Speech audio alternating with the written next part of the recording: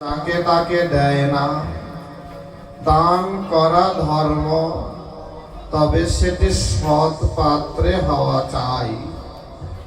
কলিযুগের ধর্মই হলো দান, কিন্তু দানটা সবাই নিতে পারে না, সবাই দিতেও পারে না। হরিনামে সবাই মজে না, হরিনামে সবাই কাঁদে না, হরিনামে সবার মধ্যেই ভক্তি দেবীর উদয় হয় না। তার হয় যার প্রতি গুরু গোবিন্দের অযাচিত করুণা হয়। আজ গোয়ালদি সার্বজনীন রাধা গোবিন্দ মন্দিরের বার্ষিক উৎসব উপলক্ষে আপনারা যে মহতি অনুষ্ঠানের আয়োজন করেছেন, তারই প্রাগ মুহূর্তে ভক্ত সঙ্গে হরিনাম সংকীর্তন আনন্দ। আমরা আনন্দ দিতে আসিনি, আনন্দ নিতে এসেছি। হরিনাম করতে আসিনি, হরিনাম শ্রবণ মনন চিন্তন স্মরণ করতে এসেছি। হরিকথা বলতে আসিনি, হরিগুরু ভক্ত বৈষ্ণব সঙ্গ করে জীবনকে ধন্যাতি ধন্য করার মানসেই ছুটে এসেছি। শুনেছি, গত বছর দেখেছিও বটে, কিন্তু স্মৃতি তো বিস্মৃতিতে রূপান্তরিত হয় মুহূর্তকাল মধ্যে। তাই আবার ছুটে এসেছি। সামনের বারে যদি না আসতে পারি, কারণ নগর কান্দার নগরে নগরে হরিনাম হয়। নগর কান্দার পদে পদে ভক্তবৃন্দের বসবাস করে। নগর কান্দার পথে পথে হরিনামের ধ্বনি উদিত হয়। গোয়ালদিদের তারই মধ্যে অন্যতম, যেখানে রাধা গোবিন্দ বিগ্রহ বর্তমান। শুদ্ধ ভক্ত বৈষ্ণবের বিচরণ ক্ষেত্র ব্রজভূমি ধাম। তাই ধামবাসীর ব্রজবাসীর সঙ্গ করে তাপিত জীবনটাকে শান্ত করার মানসেই ছুটে আসা। কি অদ্ভুত কথা! প্রত্যেকটি শব্দই দেখবেন ব্রহ্মস্বরূপে ভাগবত। নগরকান্দায় যখন আমরা আসতেছিলাম, তিনটি মাহেন্দ্র,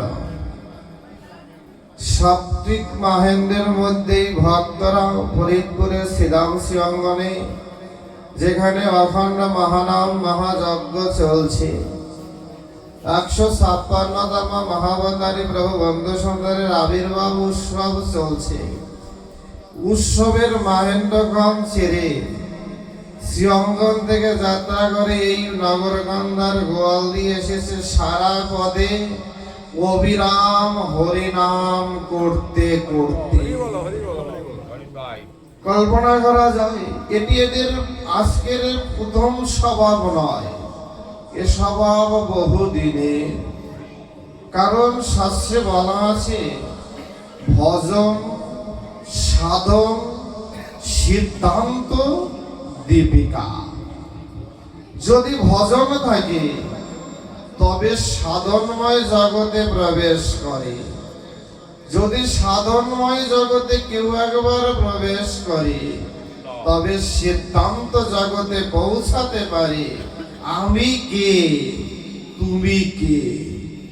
জীব সাধারণ, জীব অন্যান্য সাধারণ হয়। ব্রহ্মের তপস্যা করতে করতে সাধারণ জীব ব্রহ্ম হয়ে যায়। যখন সে সিদ্ধান্ত ভূমিতে পৌঁছায়, যখনই পৌঁছায় বলছে, তখনই সে দীপিকা, মানে আলোক শিখা হয়ে আলোক বর্তিতা হয়ে নিজের মধ্যে সাধন ভজনের শক্তি সমাহিত করে না, জগৎ মাঝে আলোকিত করে দেয়। ফরিদপুর থেকে শ্রীঅঙ্গন থেকে যারা এসেছে, তারা শুনেছেন নগরকান্দার পদে পদে কীর্তন হয়, তাই কীর্তন আনন্দকে ভক্ত সঙ্গ পাওয়ার মানসে লালায়িত হয়ে পদে পদে কীর্তন করতে করতে এসেছে। কারণ কি জানেন? কৃপা শব্দের অর্থই হলো করিয়ে পাওয়া। তুমি কিছু করো তবে তুমি পাবে। আমরা কিছু করতে চাই না, কিন্তু অনন্ত সুখ, অনন্ত অফুরন্ত আনন্দ পেতে চাই। আনন্দ পুরুষোত্তমের সাথে সম্বন্ধ তৈরি তো করি না। এজন্য আনন্দময় কৃপা পাওয়ার লালসী পথে পথে কীর্তন করে নিজের অহংকারকে ধুলায় লুটিয়েছে। তাই আপনাদের নগরকান্দার ভিতরে ঢুকতে মনে হয় রাস্তাটা খারাপ। খারাপ রাস্তা না, মনটা খারাপ। কারণ ওই ধুলোগুলো বলে দিচ্ছে এ ধুলি সাধারণ ধুলি নয়। শ্রীমন মহাপ্রভু 550 বছর আগে এসেছিলেন।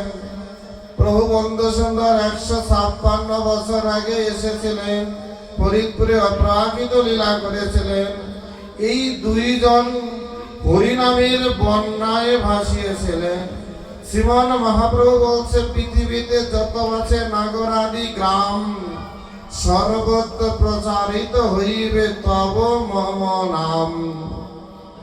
এই যে সর্বত্র প্রচারিত হরিনামের ধ্বনি, যা আজ নগরকান্দার মানুষই নয়, পশু পাখি কীট পতঙ্গ বৃক্ষ লতাদি নয়, হরিনাম কীর্তন শ্রবণ করে পদের ধূলিগুলো আনন্দের আকাশে বাতাসে মুখরিত হয়ে যাচ্ছে। কারণ তারাও যে পিপাসার্থ তৃষ্ণার্থ লালায়িত, যে হরিনাম শ্রবণ করে তারাও উদ্ধার প্রাপ্ত হতে চায়। 84 লক্ষ জনম আমাদের বলছে, সাধু শাস্ত্র কৃপায় যদি কৃষ্ণোন্মুখ হয়, সেই জীব মায়া তাহার নিস্তরায় বহু বহু জন্ম অতিক্রম করে। তবে দুর্লভ মনুষ্য জন্ম পেয়েছি সাধন ভজন করার মানসে। কত নর্দমার কীট হয়েছি, কত উভচর প্রাণী হয়েছি, কত পশু পাখি কীট পতঙ্গ হয়েছি, কত বৃক্ষ লতাদি হয়ে জন্ম হয়েছে। এমন করে পরিক্রমা করে করে 80 লক্ষ, 1 2 নয়, 1 2 3 4 নয়, 80 লক্ষ জনম পরিক্রমা করে তারপরে দুর্লভ মনুষ্য জন্ম পেয়েছি। একটু ভজন করে ভজনানন্দ ভগবানকে পাবো বলে কত কঠিন পথ পাড়ি দিয়েছি। কখনো বা খেয়েছি, কখনো বা না খেয়ে থেকেছি, কত কষ্ট করেছি, কোন বনে জন্ম হয়েছে, কেউ কিনা পিষে মেরেছে, কত আঘাত করেছে, তাও এই দুর্লভ মনুষ্য জন্ম এসেছি ভগবানকে পাবো বলে। আজকের একটি অদ্ভুত কথা বলি। নগরকান্দায় আসতে আসতে যখন ভাঙা রাস্তায় ঢুকলাম, তার আগে দেখলাম একজন মানুষ মোটর সাইকেলে করে পদ্ম ফুল নিয়ে যাচ্ছে। দেখে খুব ভালো লাগলো। একটু করে ধুলি স্নান হলো। ধুলি স্নান যেখানে শেষ হলো, সেখানে এসে দেখলাম গাভী মাতা দাঁড়িয়ে আছে রাস্তার উপরে। ভাবলাম তাকে দুজনে খুব চেষ্টা করতেছি উঠানোর জন্য, কিন্তু পরে মনে করলাম আমরাই বুঝি ফার্স্ট, তাকে ফেলে চলে আসলাম। কিন্তু মুহূর্তেই অহংকার শেষ। একটু পরে দেখি না রে বাবা, তার সাথে পারার কোনো যোগ্যতা নাই, সেই ফার্স্ট। তাহলে গোয়াল দিয়ে আসার পথ দেখালেন কিন্তু ওই গাভী মাতাই। যতই হয়ে নাম করি, পথপ্রদর্শক গুরু যদি না থাকে, সাধু বৈষ্ণব যদি না থাকে, ভগবানের চরণে পৌঁছানো যে যায় না। এই জন্য চৈতন্য চরিতামৃত বলছে সাধু সঙ্গ নাম কীর্তন ভগবত শ্রবণ মধুরাবাস শ্রীমূর্তি শ্রদ্ধায় সেবন সকল সাধন শ্রেষ্ঠ পঞ্চমঙ্গ কৃষ্ণ প্রেম জন্মায় পাশের অল্প সঙ্গ। প্রথমেই সাধু সঙ্গ, পোশাকি সাধু সঙ্গ নয়, অন্তরঙ্গ সাধু সঙ্গ করা চাই, অন্তরটাকে সাধুতে মিশিয়ে দেওয়া চাই, তবে সঙ্গের কৃপা পাওয়া যায়। পোশাকি সাধু, তিলকধারী সাধু, মালা করা সাধু সঙ্গ নয়, বলছে অন্তরঙ্গ মরমী সাধুর সঙ্গ করা চাই। যার পরশে মাটিরে ভেলাও হিরেজ মানিক জহরত হয়, বলছে পরশ মনির পরশে।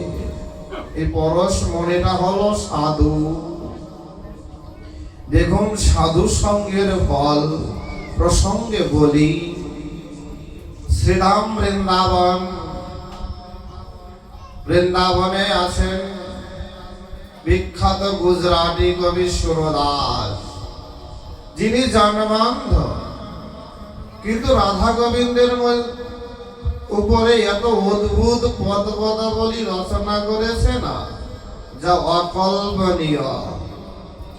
এই সুরদাস বৃন্দাবনে ভজন করে।